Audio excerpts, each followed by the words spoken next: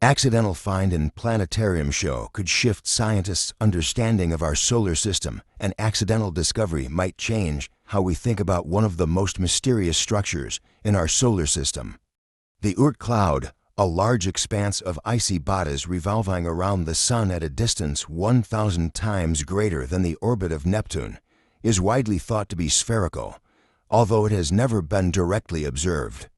But during the pre-production of a show titled Encounters in the Milky Way, which debuted Monday at the Hayden Planetarium in New York City, a projection on the planetarium's dome revealed something strange within the Oort cloud, a spiral. The curators were testing out a scene in September that includes a detailed view of Earth's celestial neighborhood, from the Sun to the solar system's outer edges, and were surprised when they saw the structure, which looked coincidentally similar to a spiral galaxy such as our own. We hit play on the scene, and immediately we saw it.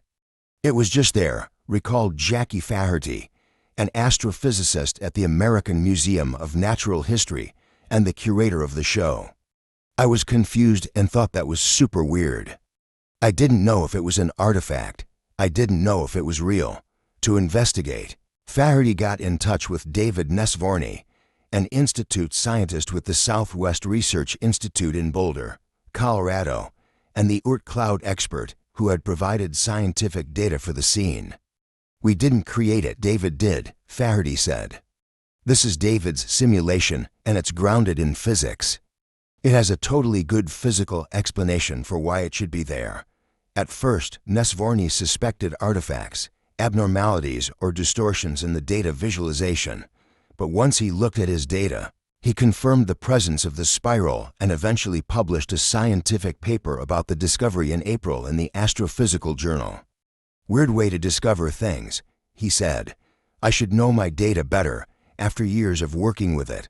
Crazy, long orbits." The existence of the Oort cloud was first proposed in 1950 by Dutch astronomer Jan Oort, who imagined it as a shell of icy bodies swirling around the Sun from up to 1.5 light-years away.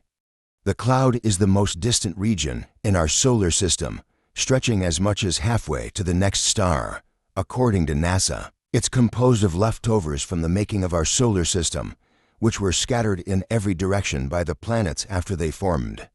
That means many of the icy bodies in the Oort cloud don't share the same orbital plane as the solar system itself, but travel at various inclinations, which is why the Oort cloud is pictured as a sphere. If one of those icy bodies gets flung inward toward the Sun, the heat starts vaporizing some of the material in the body, creating a tail and what we call a comet. Every now and again, some of these icy bodies come into the inner solar system, and we can see the orbit that they're on, Faherty said. And they're on these really crazy, long orbits. It can take them millions of years to go around the Sun. And when they come in, they help us understand how far away they may have come from. The problem with trying to imagine what the Oort cloud looks like is that scientists have never seen it, even though we are technically surrounded by it. That's because the bodies that make it up are small, fewer than 60 miles, 97 kilometers in diameter, and even though they potentially number in the trillions, they are far away, making observations with telescopes difficult. The spiral was hiding in Nesvorny's data because he had never thought of visualizing it three-dimensionally.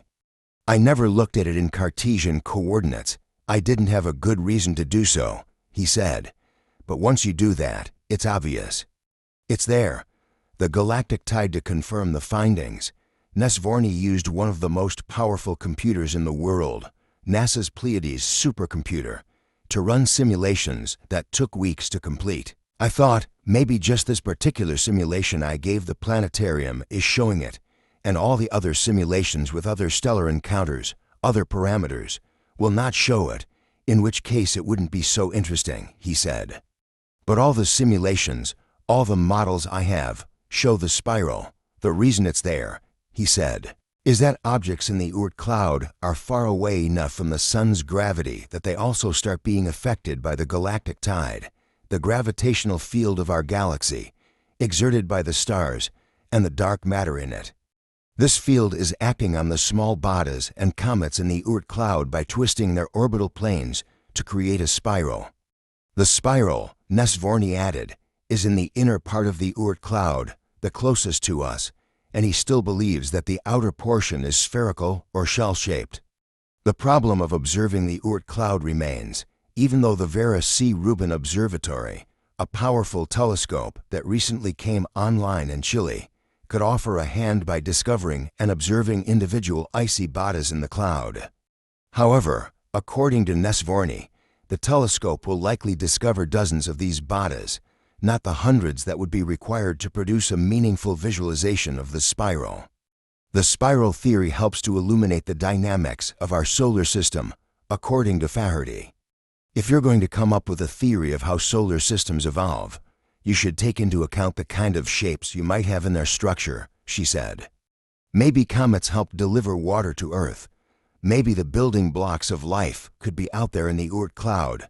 So if you want to talk about the potential building blocks of life that surround our solar system, you need to understand its shape. It's a dream, she added, to be able to present science so recent in a show aimed at the general public. I truly believe that the planetarium, the dome itself, is a research tool, Faherty said. I like to say that this is science that hasn't had time to reach your textbook yet. Viewing what's not visible, the spiral finding, is a wonderful example of just how much we can learn through visualizing the universe in new ways, said Malina Rice, an assistant professor of astronomy at Yale University who did not participate in the study. This result reshapes our mental image of our home solar system, while also providing a new sense for what extrasolar systems or clouds may look like, Rice added. It unites our models of the solar system with what we know about the broader galaxy, placing it into context as a dynamic system. We are not static, and we are not isolated. Our solar system is shaped by its broader ecosystem, and the Oort spiral exemplifies that.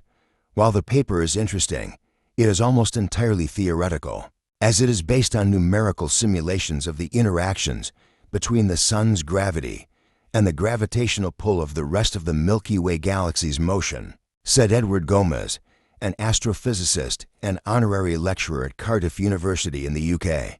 He also was not involved with the study. Long-period comets enter the inner solar system at a range of angles, which the authors try to model using their spiral arm idea, Gomez said in an email.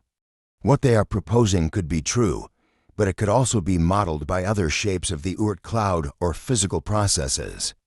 How to test this is their major issue, because only a handful of potential Oort cloud objects are known about. Confirming the findings will be a challenge, noted Simon Portigi-Zwart, a professor of numerical star dynamics at Leiden University in the Netherlands, who was not part of the team behind the research. It is interesting that they found the spiral, but it seems unlikely that we are going to witness it in the foreseeable future, he said. With luck, he added, the Vera Rubin Observatory will detect a few hundred inner Oort cloud objects, but the spiral would only be visible if many more are found. It therefore seems unlikely to be a clearly detectable structure.